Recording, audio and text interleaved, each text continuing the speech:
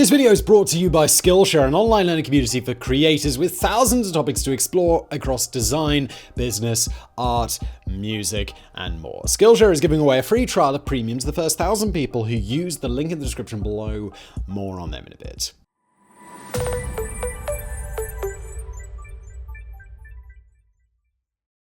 In our solar system, there are only two known places that have stable liquids on their surface in the form of rivers, lakes, and seas. One of them you're standing on right now. The Earth famously contains an abundance of water, an entire hydrological system of evaporation and precipitation that sustains both all life and 90% of British small talk. It's the only planet known to have surface H2O. But there is another world out there, one with seas not made of water, but of liquid hydrocarbons, a world where bright methane clouds scud across the orange skies and nitrogen winds send tiny waves rolling across lakes of ethane. A strange anti-Earth where dark hydrocarbon dunes gaze down on frozen icy shores. Yet this world is no planet, rather it's a moon, the largest satellite of the great gas giant Saturn. Known as Titan, it's perhaps the strangest, most exciting object humankind has ever found. In this episode of Geographics, we're taking a wild ride to the outer solar system and exploring a moon more complex, more fascinating than even most planets.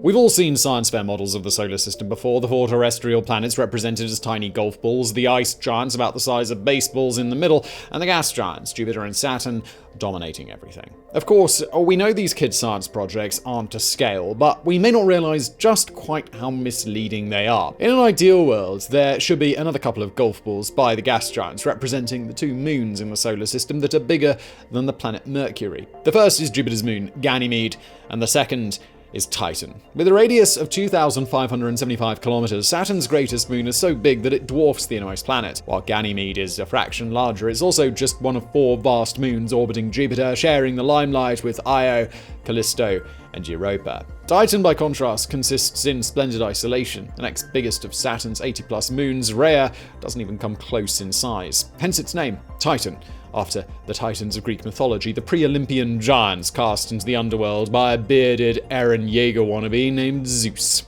As they say, though, size isn't everything, and there's far more to Titan than just impressive girth. Located some 1.2 billion kilometers from Earth, this monster orbits Saturn at a distance of 1.2 million kilometers, so far from our star that it takes light 18 minutes to get there. This deep into the outer solar system, sunlight is weaker than on even the gloomiest day in Seattle, about 100 times fainter than we're used to here, although that does vary. Like Saturn, Titan is on a tilt, which means that it experiences seasons, but rather than a quick 3 Earth months, summer on Titan lasts closer to 7 Earth years. That means a Titan year is close to 3 of our decades. If you're a bit younger than me, everything you've ever experienced took place in the time it took Saturn and Titan to complete a single orbit of our star. But these are just the basic facts, the stuff that we have to cover to keep the space nerds from getting mad. The really exciting part comes when we zoom in and start exploring this world in detail. The first thing you'll notice as we dive towards the surface is that you can't see the surface. That is because Titan is the only known moon in our solar system to have a substantial atmosphere, a bubble of golden fog that completely surrounds it, rising to a height of 600 kilometers. Like our atmosphere on Earth, Titan is mostly made of nitrogen, although without the large dose of oxygen that makes life possible.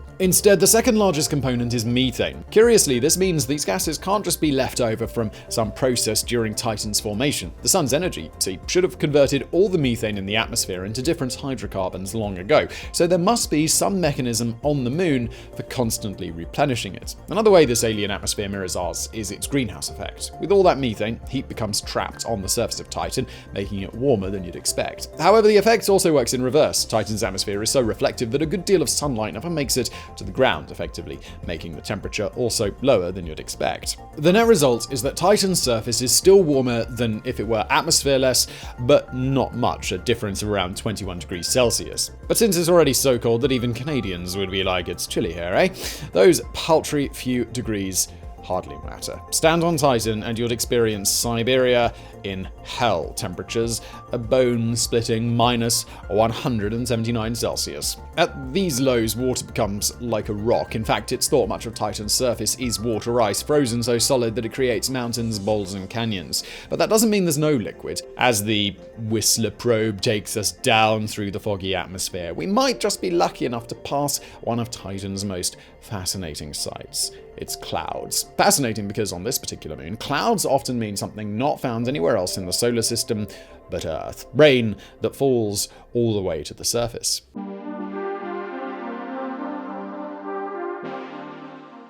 Situated near Titan's North Pole, Kraken Mare is one of the solar system's great future tourist attractions. The largest sea not found on Earth, Kraken Mare is larger than all of the Great Lakes combined. Covering 500,000 square kilometers and with depths of at least 300 meters, it contains 80% of all Titan's liquid. But this isn't just some freaky one-off. Nearby lies another great sea, Ligeia Mare, just one of dozens of bodies of water scattered across Titan's north, with an additional handful in the south. Nor are these seas and lakes separate static things. Across the moon, great rivers crisscross the frozen plains, rushing channels complete with rapids and waterfalls. These are all sustained by a hydrological cycle just like our water cycle, one which sees evaporation from clouds and then rain being sent back to the surface, creating streams and creeks that erode and carve channels through the ground. Nowhere else in the solar system does this. While there is evidence that Mars once had rivers and deltas and the like, they all vanished eons ago. Titan, by contrast, has liquids flowing right now. But as we mentioned in the opening, these aren't any rivers you'd feel comfortable swimming in. Rather than water, Titan's seas and streams are methane and ethane, deltas of liquid fuel feeding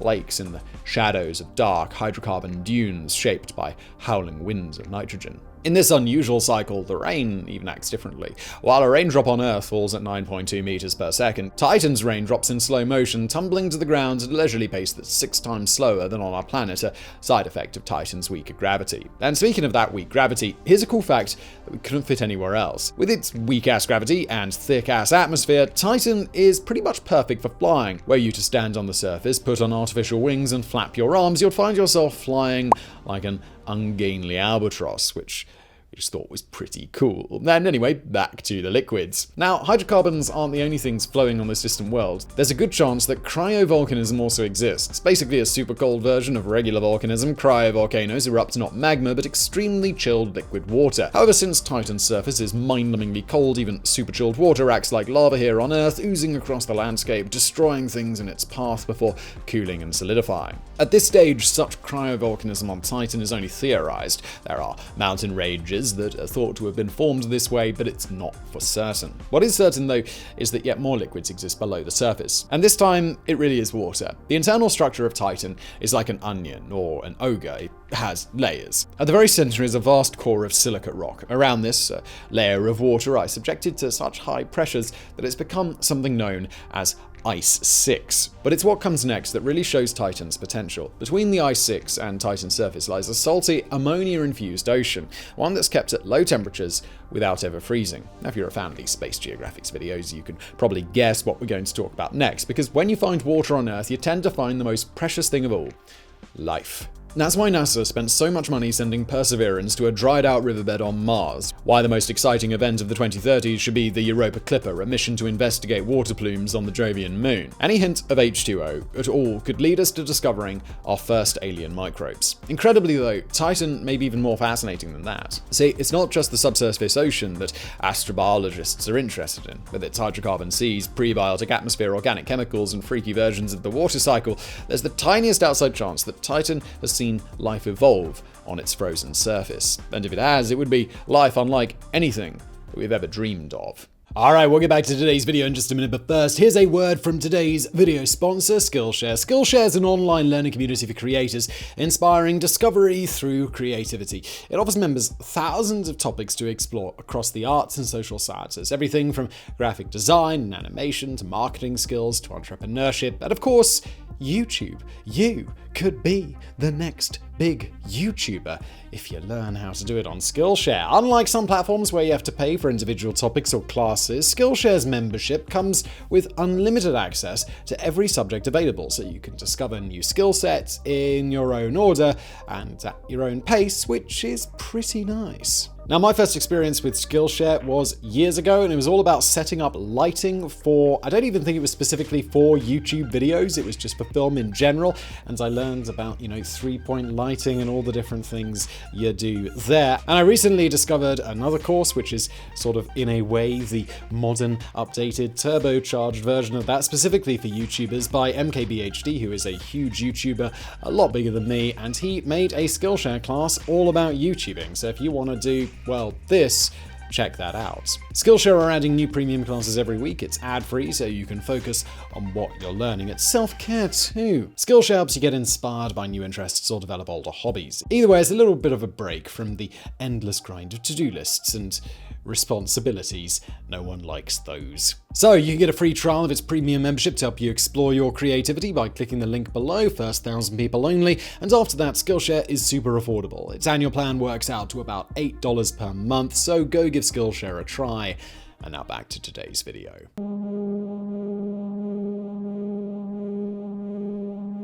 Before we get started on this section, we should make our usual disclaimer, the same one we made on the Europa video. As professional wet blankets are fond of pointing out, just because somewhere is habitable doesn't mean it's inhabited. It could be that Titan's interior holds the ingredients for life, but remains as dead inside as your eggs. That out of the way, let's get on with geeking out about space monsters. If life exists on Titan, and that is a really big if, it'll come in one of two flavors: Earth-like or extremely alien. If it's Earth-like, it'll live in the subsurface ocean. It'll be very basic. Titan's ocean is likely extremely dark and extremely cold. So cold, maybe as low as -97 Celsius, that it's only kept in the liquid state by the presence of ammonia. On top of that, the pressure is thought to be intense, all of which means that the likelihood of finding alien dolphins is effectively zero. Now, if anything is living below Titan's crust, it'll be something like Pelobacter acetolenicus, an extremophile bacteria that uses acetylene as its energy source. Anything more complex would go against everything that we know about biology. Which neatly brings us to our second potential category of life: organisms that completely go against everything we know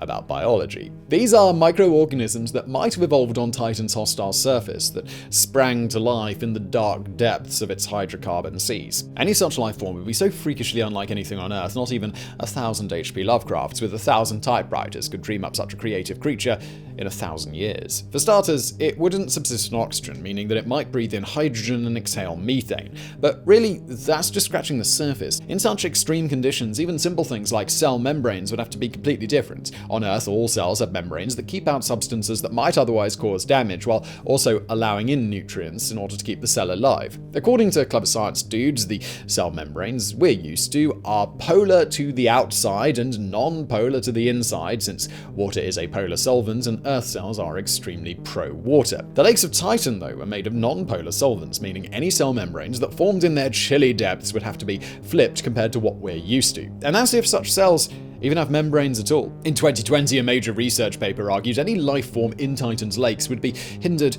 by having a membrane. Because the temperatures are so spectacularly low, cells would have to rely on small molecules slowly diffusing, something a membrane would get in the way of. This means any life that did evolve in the methane seas might not even have cell membranes. Without membranes, such microorganisms would simply exist in a single place, attached to a rock, say, waiting for a chance wave to pass over the hydrocarbon lake, sending nutrients their way. It sounds nuts. So nuts that we honestly can't tell if our low level of astrobiology knowledge is making us over or underrate the chances of such an organism actually existing. But that's just what trying to imagine life on Titan does to your brain. It twists it and puts it through the ringer, forcing you to try and picture stuff that your mind just has no precedent for. Yet, it's vital that we at least try. Were we to uncover an organism on Titan that obeys different rules of biology, it would perhaps be the greatest discovery in history. At a stroke, the number of places we consider habitable would explode. If life can find a way in such a hostile environment, then our universe might be teeming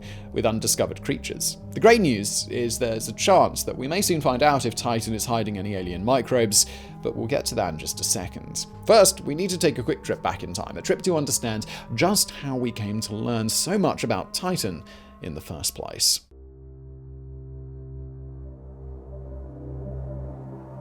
It was March the 25th, 1655, when human eyes first glimpsed Saturn's greatest satellite. Astronomy in this era was undergoing a revolution. Back in 1610, Galileo had discovered Jupiter's 4 largest moons, transforming humanity's understanding of the solar system. For Dutchman Christian Huygens, this was also the moment that changed his life. Although he was born after Galileo spotted Io, Ganymede, Castillo, and Europa, Huygens was obsessed with the discovery. In his early 20s, he and his brother worked to develop their own telescope, hoping to find something equally important. And now, here Huygens was, in the spring of 1655, peering through that telescope at the distant pinprick of light orbiting the 6th planet.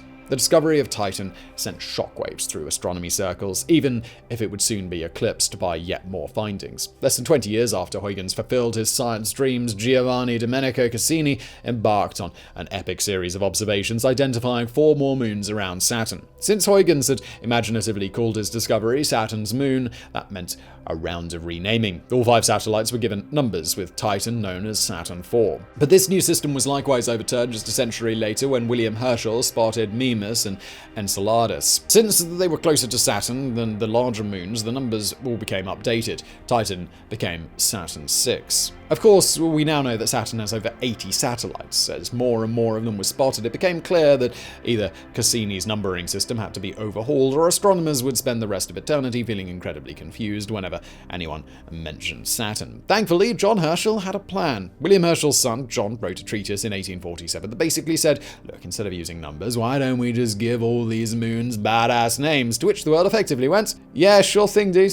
Alright. So at this point, Titan became Titan. Yet, even with its cool new name, it would take a while before anyone got too excited about its existence. Partially, this was due to limits on technology. With over 1 billion kilometers separating it from Earth, it was too distant for a long time to be anything other than a curio. While there were discoveries such as the 1907 confirmation that Titan had an atmosphere, or Gerard Kuiper proving that the atmosphere contained methane, these tended to be limited. Exciting for scientists, but nothing really to capture the public's imagination. That finally changed with the arrival of the first long-range probes. Today, it's kind of crazy to look back on the space race and realize we went from being awed by Sputnik 1's short orbit in 1957 to hurtling probes at Saturn just 22 years later. In 1979, Pioneer 11 became the first to visit the gas giant, snapping a picture of Titan as it went. But it was the readings that Voyager 1 took the following year that really made humanity sit up and take note. By confirming Titan had an atmosphere, and that atmosphere was thicker than Earth, Voyager sparked an enduring interest in this far-off world, an interest that led guys like Carl Sagan to theorize that it could be home to alien life. As early as 1984, NASA and the European Space Agency were discussing a potential joint mission, one that wouldn't just fly past Titan, but land a probe on its surface. Known eventually as Cassini-Huygens, it would take a long time to realize, not reaching the Saturnian system until 2004. But the discoveries it made when it got there would be more than worth the wait. It was the Cassini probe that confirmed the existence of seas on Titan's surface. Cassini, too, that mapped the surface using radar and infrared to peer through Titan's haze. But perhaps the most spectacular part was the Huygens lander. On January the 14th, 2005, Huygens became the first craft to successfully land in the outer solar system, slowly parachuting onto Titan, sending back reams of data as it went. It managed to survive on the frozen ground for 72 minutes, long enough to confirm that local landscape features had been formed by flowing liquids. If all of this sounds impressive, though, you ain't seen nothing yet. That's right, it's time for our favourite part of these space videos, the part where we peer into the murky future and try and make out the incredible discoveries that lie ahead.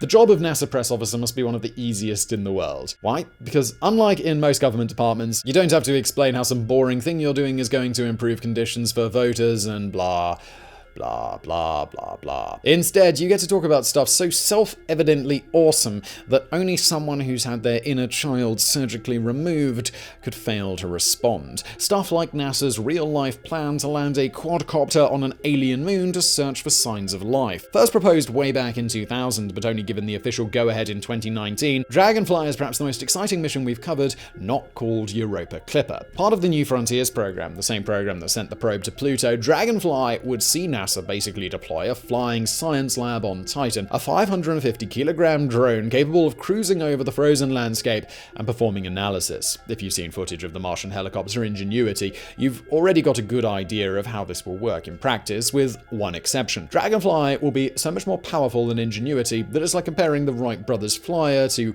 Maverick's F-14 in Top Gun. Because Mars's atmosphere is thinner, Ingenuity had to be designed to be super lightweight. As such, mobility is limited. To date, its furthest journey has taken it 625 meters from its rover, while its maximum altitude is 12 meters. Dragonfly, by contrast, will be operating on a world with far weaker gravity, with a far thicker atmosphere, meaning it can be bigger.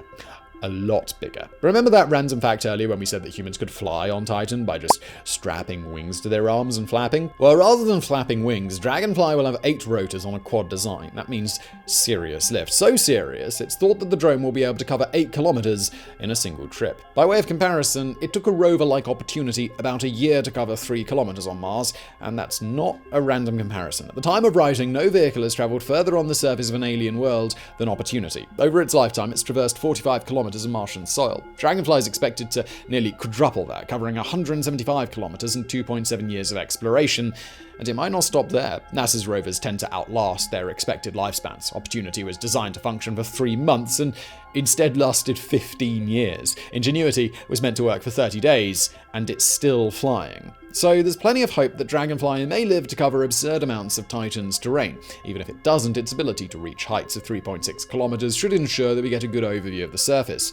And what does NASA plan to do with all this flying power? Dragonfly's main goals are to examine some of Titan's lakes and rivers, to explore the hydrocarbon dunes, and to test for evidence of current or past life forms. Since the atmosphere on Titan is thought to be similar to that of prehistoric Earth, it'll also look for data that might give us clues as to how life evolved on our own planet. A two-punch achievement for science if NASA manages to pull it off. Of course, there are going to be challenges. With Titan being so far away, it'll be impossible to control Dragonfly in real time, making conducting sorties extremely nerve-wracking. Then there are the timescales involved. Currently scheduled to launch in 2027, Dragonfly won't reach Saturn's largest moon until 2036. If there's a fault, there's basically no chance of a replacement arriving until we're all really old. Still, Dragonfly isn't the only proposed Titan mission out there. While it's the only one so far to get the green light, there are other equally exciting contenders. One example envisages sending a combined orbiter/submarine to the moon's lakes in 2047.